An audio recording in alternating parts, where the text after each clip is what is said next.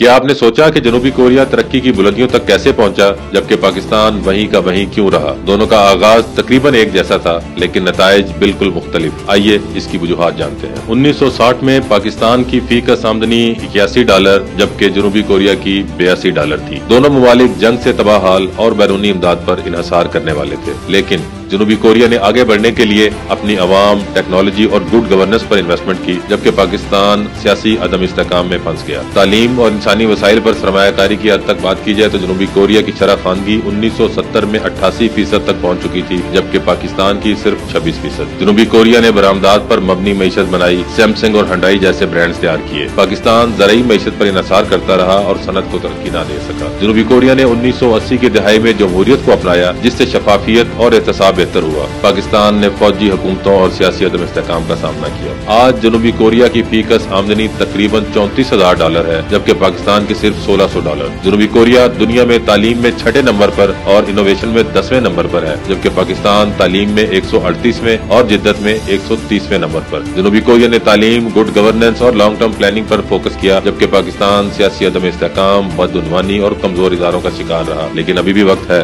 कि हम कुछ सीखें।